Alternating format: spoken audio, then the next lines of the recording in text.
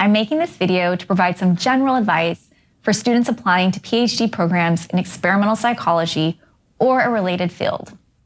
While some of this advice will be geared towards those fields, some of it will hopefully be helpful to any student applying to graduate school. Also, as I've said, my goal is to provide some general advice.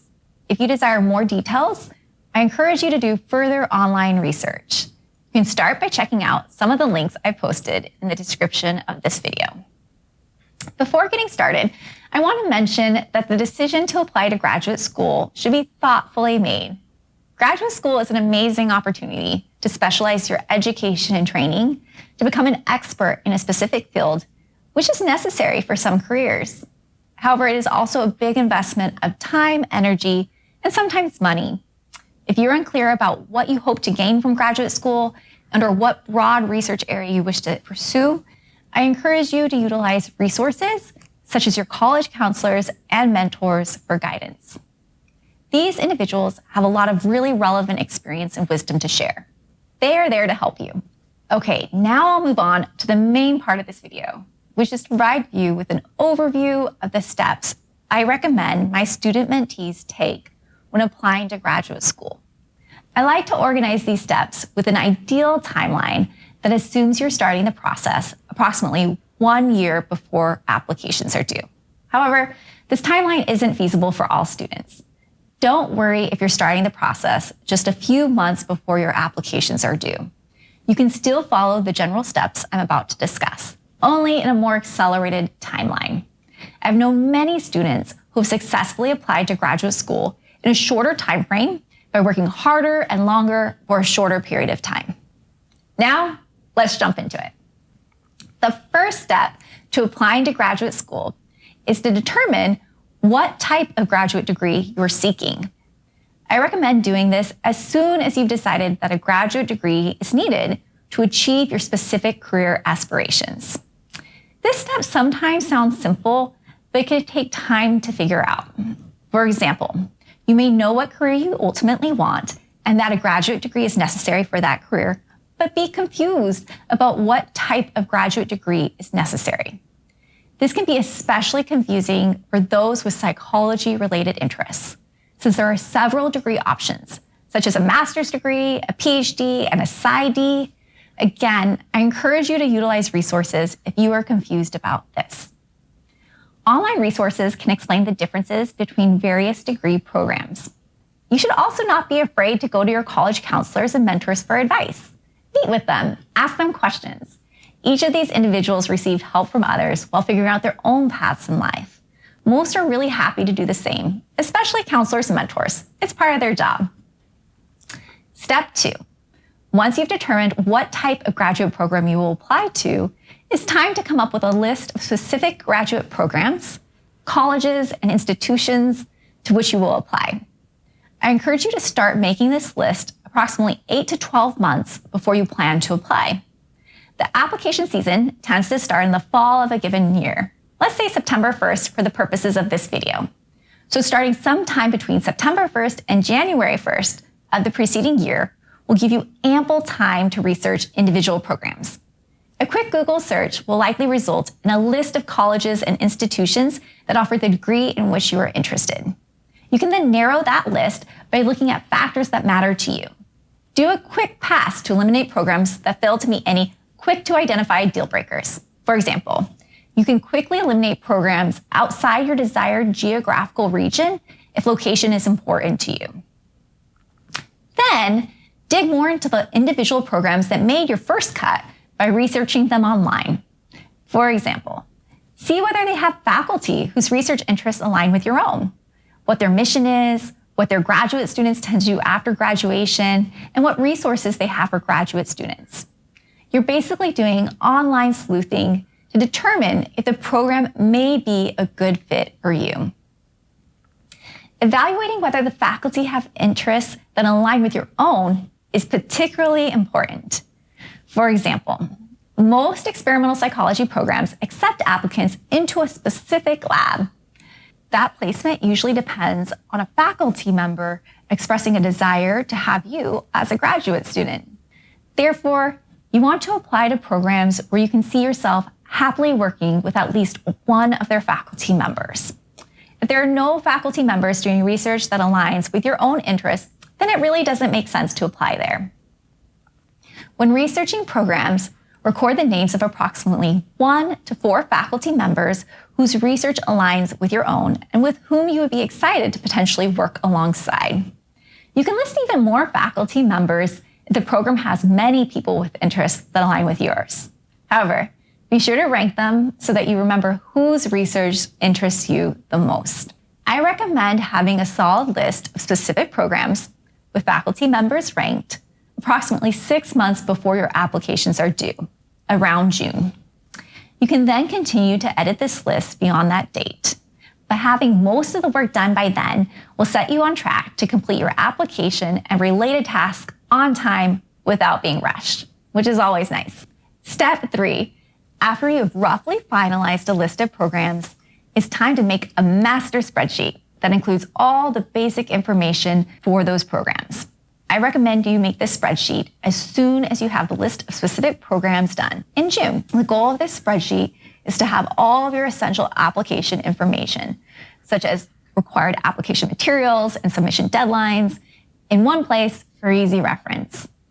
Knowing these details early on will allow you to develop a timeline for your application work. It will also ensure you don't have any unpleasant last-minute surprises, such as finding out that there's a particular program that requires an additional and unique written statement right before it's due. When creating the spreadsheet, the first column should list the programs to which you plan to apply, ordered according to application deadline, with the easiest deadline listed first.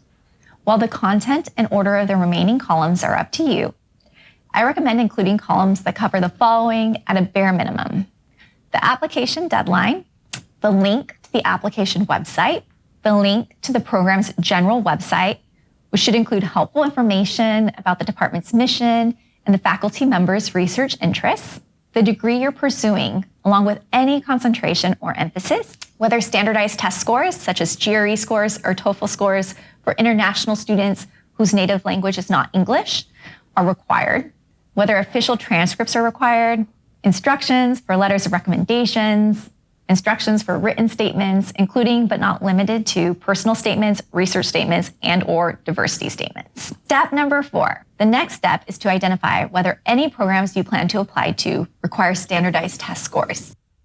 If possible, do this in June as well. It's important to know this information early because registering for a standardized test, taking it, and then receiving scores, not to mention potentially studying for it, could take several months.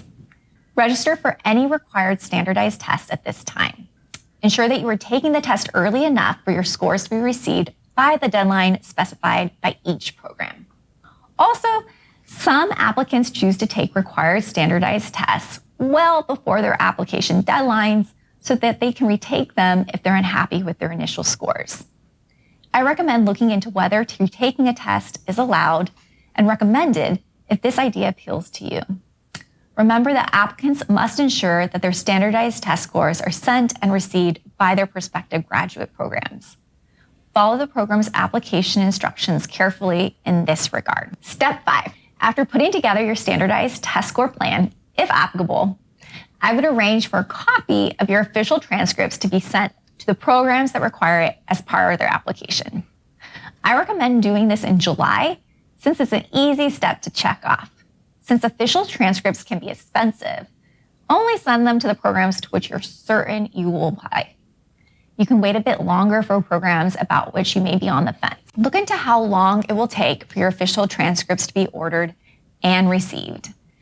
This process can take several weeks, so taking care of this part of the application early on will help you avoid last-minute stress, which is always nice. Step 6. Another early step in the application process is requesting your letters of recommendation. I recommend speaking to potential recommenders no later than July. If you're regularly in the same physical space as a potential recommender, consider asking them in person. If not, a nicely worded email will do. Either way, you want to state your plan to apply to graduate programs in your chosen field and explain why you thought of them as a potential recommender. Let them know when your first application is due or at least give them a rough estimate of the date, and then ask them if they would be willing to write a strong letter of recommendation on your behalf. Including the word strong is crucial because a lukewarm letter can really hurt you. It might be the case that the person you're asking doesn't feel they know you well enough and or comfortable writing a strong letter. It's much better to know if this is the case so that you can ask someone else.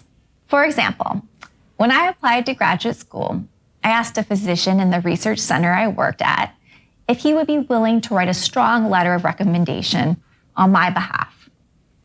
He was really supportive of my application, but said his letter may lack helpful details because we hadn't worked closely together.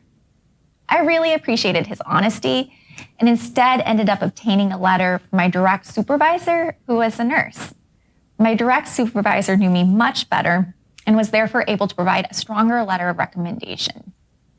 So something to note here is that it's always better to ask for a letter of recommendation from someone you have worked closely with and who can directly speak to your abilities and accomplishments. Ideally, that person will be a professional in your chosen field, such as a professor. Once someone agrees to write a strong letter on your behalf, express that you will get all necessary materials to them about 3 months before your first deadline, around August. These materials should include a spreadsheet for the programs you're applying to. Their letter of recommendation submission instructions include links, email addresses, and or mailing addresses if applicable, and their letter of recommendation due dates. Also include your latest CV and a short paragraph explaining why you want to go to graduate school and what your goal is in doing so. Ask your recommenders if there is any additional information you could provide that would be helpful to them. If getting the materials to them 3 months before the deadline ends up being impossible, just reach out to them with an update and a new date by which they can expect the materials. Step number 7 is to determine whether the faculty you are interested in working with are open to accepting new graduate students this application cycle. This is also your opportunity to introduce yourself and to express why you are interested in working with them. I cannot overemphasize the importance of this step. Professors expect students to reach out to them, and you are at a disadvantage if you don't do so. If you reach out to a professor and they think you may be a good fit within their lab, they are more likely to attend your application and to invite you in for an interview. So I like to call this step the reaching out step, and I recommend you complete it in August, possibly earlier if you have 1 or 2 professors with whom it would be your dream to work. In this step, you'll email the 1 to 4 faculty members you listed under each program on your master spreadsheet. Keep these emails short and sweet, but informative. Faculty members are busy and don't have much free time, so a simple, straightforward, and respectful email can go a really long way. In these emails, introduce yourself and say that you will be applying to their university's PhD program in experimental psychology or whatever degree and field you've chosen to pursue. State that you are excited by their research and explain how it connects with your research interests and what you hope to pursue in graduate school. Then ask if they're considering accepting new graduate students this cycle because you would be excited to potentially work with them. Finish by saying that you are attaching your latest CV. Be sure to actually attach it, and that you would love the opportunity to learn more about their research at a future date. And by thanking them for their time. One thing to be aware of when reaching out to faculty members is that they tend to talk to one another. You don't want to simultaneously tell 2 or more faculty members that you are only interested in working with them and them alone. You want to ensure that if the 2 faculty members you emailed spoke with each other and compared notes, they would each feel respected and comfortable with the knowledge that you reached out to more than one person. And of course, it's expected that you're going to reach out to more than one person. Include unique content in your emails so that they don't come across as copied and pasted. You might also mention that you're reaching out to them because they are one of the individuals with whom you would be most excited to potentially work alongside. Finally, I would start by emailing your top 2 choices for programs for which you've listed 3 to 4 faculty members. If you receive positive responses from your top 2 individuals, consider not reaching out to your 3rd and 4th choices. Once you hear back from potential faculty members, update your spreadsheet with what you've learned from their responses. For example, add whether or not they are accepting graduate students, notes about a particularly good interaction, etc. Faculty members who are not accepting new graduate students may even provide the names of other faculty in their department with whom they think you may be a good fit. If they do this, be sure to take down the information and to follow up with those individuals. When faculty members do respond, ensure that you do so as well. Tailor your continued correspondence according to the specific context. For example, if they've written to invite you to chat with them, you want to enthusiastically accept this invitation. Throughout all interactions, ensure that you are thoughtful, respectful, and timely. Think of these emails as your chance to make a really great first impression. Step 8. Once September hits, it's time to work on the final application steps. This includes completing an electronic application form for each program to which you're applying. These forms ask for all sorts of information: major and GPA, honors and awards, research activities, service, written statements, etc. I recommend carefully completing the easy-to-complete steps on the electronic form for each program in September. Doing so will force you to make your way through the entire application. Even though you're not planning to submit the application then, and likely have not finished your statements, it really forces you to preview the application forms in entirety, which will prevent any unpleasant last-minute surprises, such as a request for a statement that you didn't expect. Step 9. After you've completed the easy-to-complete fields, work on completing the fields that require more effort, such as your written statements. You'll have hopefully taken care of most other application steps so that you can spend the remaining time on this step, usually September to November or December, depending on when your first applications are due. Statements are long written responses, usually between 500 and 1,500 words, though the specific length requirements vary, to important questions or prompts. They allow you to provide additional information to the admissions committee. They also exemplify how you think and write, two critical skills for graduate students. Most programs will ask you to write at least one statement, usually called the personal statement. While the title and guidelines for the statement may vary, it usually encompasses your graduate school qualifications, interests, and goals. Some programs will also ask for other statements, such as a diversity statement that describes how your personal background has influenced your graduate school and career goals. Remember, the prompts and requirements vary between programs. Here's some general information and advice surrounding them. First, these statements are really important. While all parts of the application are important and should be completed with care, statements are often considered more important than other parts. Give yourself plenty of time to draft and revise these statements. Before drafting your statements, look over the prompts from all of the programs you're applying to and organize them based on similarity. Surveying recurrent themes and differences will allow you to outline how many versions of the documents you will need. This knowledge will help you plan your writing schedule and ideally approach the writing process more efficiently. Writing statements can be stressful. I remember feeling a lot of anxiety about mine, which made me want to put them off. Try not to do this. The more you do so, the more anxious you're bound to feel. Instead, I recommend setting aside regular writing blocks during which you concentrate on drafting these statements. These don't have to be huge blocks of time if you do them regularly. 1 hour a week adds up pretty quickly. Having regular writing blocks on your schedule will force you to make progress. You'll also get to make this progress without the added stress of an imminent deadline. Another thing to consider is that these statements are probably the part of the application over which you have the most control. So, unlike grades that you've already received or reference letters that you won't get to write, you completely control what goes into your statement. Remembering that writing them is an opportunity to use your own voice to share important information about you can make the process more fun. Speaking about information sharing, remember to only share information related to the statement prompt. Careful adherence to the prompt shows that you read and followed instructions, which is important. I've also read that you should avoid jokes and really detailed personal information. While you do want to share information about yourself, straying into these other areas can take you away from the information they've asked for, eat up valuable space, and may result in an unprofessional or overly personal tone. Also, begin with the prompt that seems to be the most common when you start writing. Once you have a solid draft of the statement, ask for feedback from people you trust within the field. Ideally, your research mentors. If you have a writing center on your campus, consider having someone there provide feedback on your writing. This can be especially helpful if English is not your native language. Use this feedback to revise your statement. Continue using these resources to improve your statements until you have solid final products to attach to your applications.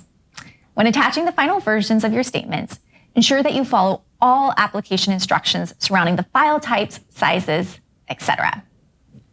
Step 10, the next to the last step. This is to do a final check of your application materials. Go through your master checklist and the application forms to ensure that you didn't miss anything. Proofread everything twice.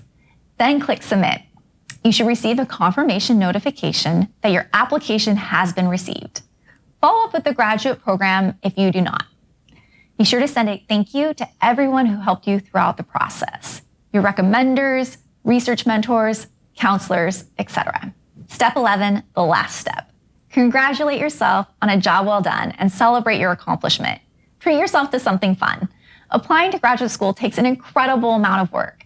You should be really proud of yourself regardless of the outcome, though I'm rooting for positive outcomes for all of you.